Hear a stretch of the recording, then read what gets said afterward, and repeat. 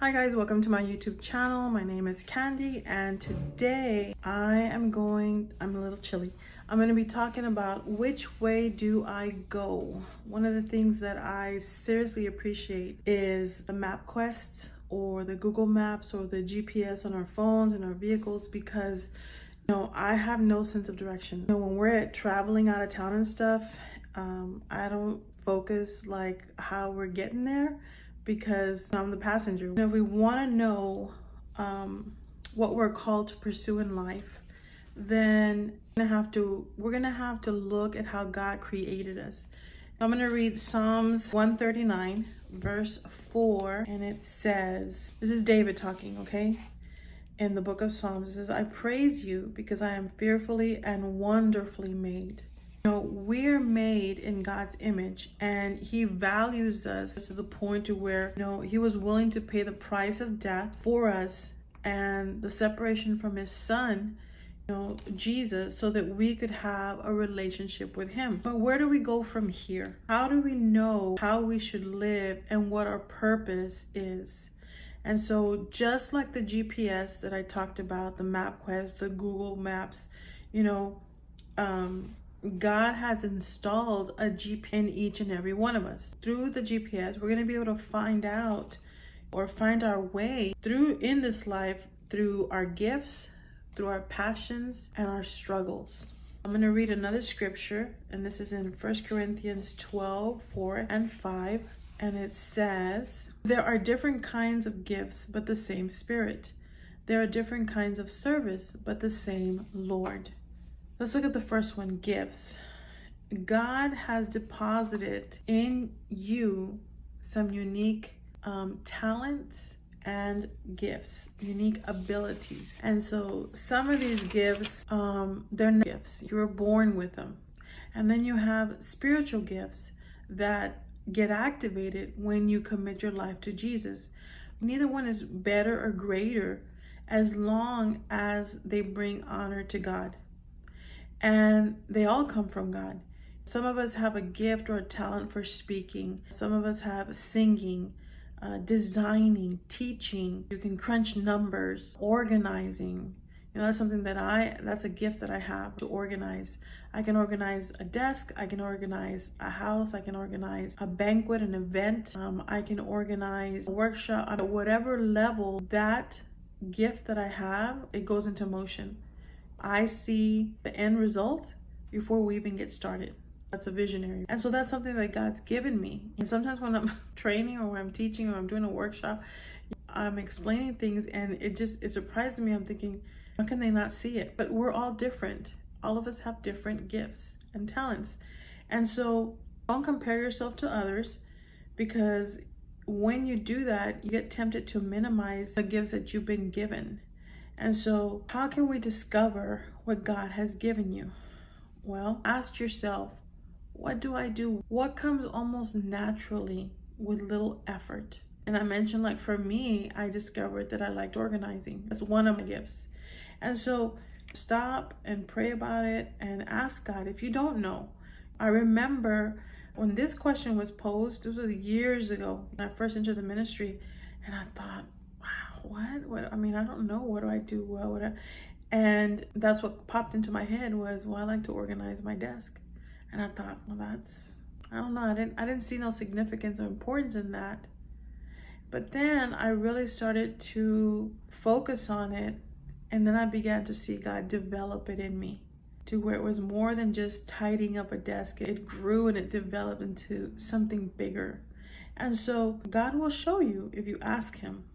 The second thing is your passions, or whatever you're passionate about. I'm going to read Romans 12:11. It says, and this is Paul writing to the Romans, it says, never be lazy in your work, but serve the Lord enthusiastically. And so God's placed a passion inside of me, inside of you, so that you can pursue them, so that you can go after them, so that you can develop them. He wants us to develop them and pursue them.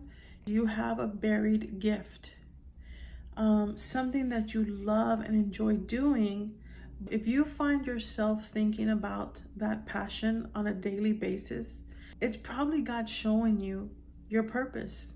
You know, I remember years ago, before I came into ministry full time, that you had just a regular mediocre job. And I remember that you were sitting in a meeting and they were discussing about the sizes of gloves, latex gloves. And all I could think about was what they were doing, because at the time I started to go to my church and they had a ministry, they had a nonprofit program that were helping men and women get them off the streets from drug, alcohol, and it was a Christian home that they would, an in-residence program.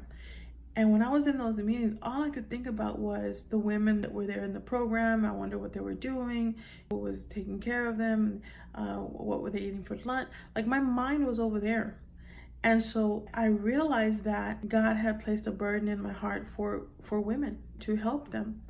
When God begins to show you your passion, it's important that you take the necessary steps that you need to do to start going after it and to begin to develop it. And so it wasn't long that I realized that that's what my calling was in life years ago. And so I prayed about it. I took a couple of months, made sure that it was God, and then I gave my notice. I said, thank you, and I'm exiting out, and I went into full-time ministry. And I loved that life. So it's not too late to become what God created you to be. Now, how do you discover your passion? Well, I just gave you an example. You're thinking about something all the time. Ask Him, ask God, what is my passion? Pay attention to what you enjoy doing. Maybe it's gardening or teaching or running or baking or fixing cars. Because when you enjoy doing something, time flies. And maybe it's hard work, but your love for it goes past the sweat and physical exhaustion you have to go through. It's nothing to you when you're in love with what you're doing. When we're doing our passion, it delights God because you're doing what He created you to do. And so when you go after your passions that He's placed in your heart, He loves it. He revels in it. Just the same as gifts and passions help us find our way to that full life that God's given us. The third thing is struggles, our struggles. And so they're just as important. They're just as significant, because it's when we go through struggles, problems, difficulties in life, that we learn to depend on Him, on God. It's in those struggles that we discover our limits and we realize that we need Him to fill us with His power, with His strength, with His wisdom, with His guidance. God will use those struggles, those wounds, those pains to make us stronger. And then we can turn around and help those around us. I'm going to be reading 2 Corinthians 1:4. It says, He comes alongside us when we go through hard times, talking about Jesus. And before you know it, He brings alongside someone else who is going through hard times, so that we can be there for that person, just as God was there for us. And so nothing that we go through, none of the struggles that we go through are in vain, are for nothing. God uses our pains, our hardships to encourage others if we're brave enough to share them, those experiences, with someone that's going through the same thing. And so because of that GPS that God has equipped us with, we can avoid dead ends. Dr. Seuss once said, I'm going to read this. It says, be who you are, because those who mind don't matter, and those who matter don't mind. The job that you're holding right now, does it reflect your passion? If not, make a list of those obstacles that are stopping you from having that dream job or that career. Go over them, those things that you feel are keeping you, and in prayer, and God will make a way. God will open doors for you, because He's done that for me. I hope this video helps. If you haven't subscribed, click the button, like the video. When we do that, YouTube will push my videos out there for other people to hear what I have to say. Hopefully it'll encourage them. I hope it's encouraged you. And I have a link. I do one-on-one coaching. You can look into that on my description. And as always, mwah, do something good for you, and I'll talk to you guys later. Bye.